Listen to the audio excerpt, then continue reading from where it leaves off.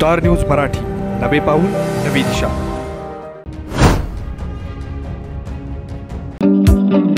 SS communication द्वारा संचलित the mobile space घेऊन येत आहे धमाका ऑफर्स।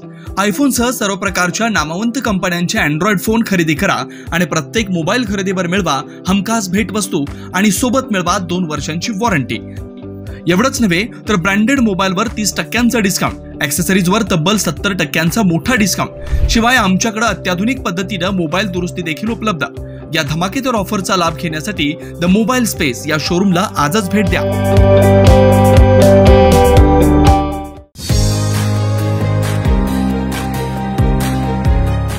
प्रवेश सुरू doctor DY Patil public school विटा, CBSE, play group, nursery, LKG, UKG, 1ली ते 9वी, रोबोटिक्स, प्रत्येक क्लासमध्ये स्मार्ट बोर्ड, ॲबॅकस, आधुनिक प्रशस्त science lab, science Olympiad, NTSC, MTSC, NSSC scholarship परीक्षा तयारी, 8वी पासून IIT, JEE, नीट फाउंडेशन कोर्स बॅच सुरू, तायक्वांदो, योगा, स्केटिंग, धनुर्विद्या, संगीत, गिटार, डान्स।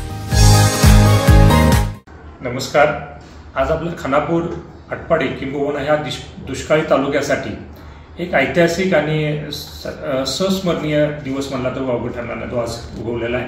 आज रंगपंचमी आहे, जिकडे तिकडे रंगाची उधळण होते। ती उधळण होत असताना आज आपल्या खानापूरला शिवाजी विद्यापीठचं उपकेंद्र व्हावं म्हणून महाराष्ट्र शासनाने जो निर्णय केला त्याबद्दल, या निर्णयाबद्दल मी माझ्या वतीनं किंबहुना या परिसरातील हर एक नागरिक, तमाम जनतेच्या वतीनं महाराष्ट्र शासनाचं धन्यवाद मानतो की ज्या शिवाजी विद्यापीठचं उपकेंद्र खानापूरला व्हावं यासाठी सातत्यानं गेली 10-11 वर्ष प्रयत्न होत होता, त्याला आज मूर्त स्वरूप प्राप्त झालं। खरं तर आज रंगांच्या बरोबर गुलालाची उधळण सुद्धा करण्यासारखा दिवस आहे आणि आपल्या सर्वांच्याच दृष्टिकोन किंवा भविष्यातल्या या भागाच्या जडणघडणीच्यासाठी म्हणून किंवा या परिसराचा विकास होण्याच्या दृष्टिकोनातून हे उपकेंद्र खानापूरला होणं फार महत्त्वाचं होतं आणि तो निर्णय आज इथं झाला। त्याबद्दल आजपर्यंत ज्यांनी यासाठी पाठपुरावा केला त्या सगळ्यांचं मी धन्यवाद व्यक्त करतो। खरं तर 2013 पासून NJ पवार कुलगुरू असताना आणि तत्कालीन आमदार त्यावेळी सदाशिवभाऊ पाटील होते, त्या सर्वांच्या मनामध्ये होतं की हे उपकेंद्र हे खानापूरला झालं पाहिजे। पुढच्या काळामध्ये काही तांत्रिक अडचणीमुळं किंबहुना काही जणांनी याच्याकडं म्हणावं असं लक्ष या गोष्टीकडे दिलं नसल्यामुळं हा विषय तसा लांबत गेला।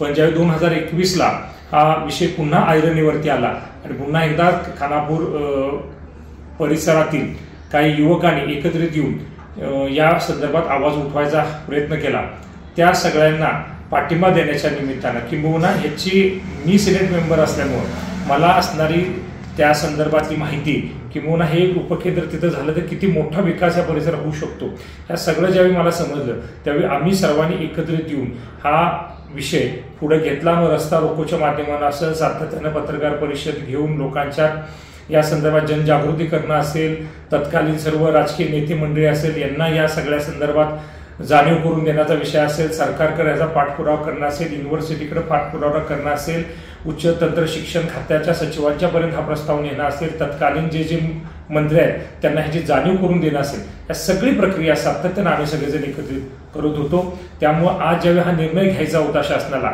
त्या निर्णय घ्यायच्या अगोदर सर्व सोयीस्कर, सर्वतोपरी सगळं अगदी व्यवस्थित तिथं पोहोचलेलं होतं। त्यामुळं आज आवाज उठवल्या त्याला सकारात्मक प्रतिसाद शासनाला द्यावा लागला हे या निमित्ताने मी नमूद करतो। शेवटी कोण करतंय पेक्षा हे होणं माझ्या दृष्टिकोनातून फार गरजेचं होतं। मागच्या 8-10 दिवसापूर्वी विधान परिषदेमध्ये चंद्रकांत दादांनी ज्यावेळी याविषयी स्पष्टीकरण देताना सांगितलं की प्रॅक्टिकॅलिटी म्हणजे सगळं बघून आम्ही निर्णय घेणार, त्यावेळी मनामध्ये एक शंकेची पाल कुचकुचली की जर काही ह्याच्यामध्ये आणि काय इंटरेस्ट काय लोकांचा क्रिएट झाला आणि जर आपला हा जो प्रश्न पाठीमागं पडतोय का किंबहुना हे उपकेंद्र चालू व्हायच्या अगोदर हे सांगलीमध्ये सुरू होते का काय, अशी मनामध्ये शंका आमच्या सगळ्यांच्या आली होती। त्या दृष्टिकोनातून मागच्या आठवड्यात आम्ही खानापूरला एक बैठक घेतली, अनेक सर्व संघटना, सर्व राजकीय पक्षाचे नेते मंडळी यांना आव्हान केलं आणि आपण सगळ्यांनी एकत्रित येऊन ह्याच्यासाठी आवाज उठूया हा विषय आपण तिथं मांडला। आणि माझ्यामध्ये एखाद्या वेळेस याच्यातून आणि बऱ्याच जणांना वाटलं असेल की हा विषय घेतला तर चांगल्या पद्धतीने याला न्याय मिळेल, त्यामुळं लवकर झटक्यात म्हटलं तर वावगं ठरणार नाही। आम्ही बोलायला आणि हा विषय विधानसभेत यायला आणि त्याच्यावरती शासनाने निर्णय घ्यायला, या सगळ्या गोष्टी अगदी चांगल्या पद्धतीने घडलेल्या आहेत. त्यामुळे आजची रंगपंचमी ही आपल्या खानापूर ह्या आटपाडी किंबहुना दुष्काळी तालुक्यासाठी खरं तर रंगाची उधळण घेऊन आलेली आहे आणि चांगलं आपल्यासाठी हा शुभ शकुन आहे असं मी या निमित्तानं नमूद करतो. पुन्हा एकदा सर्व जनतेचा आभार मानतो की जनतेनं सातत्यानं हे विद्यापीठ इथं व्हावं यासाठी पाठपुरावा केला.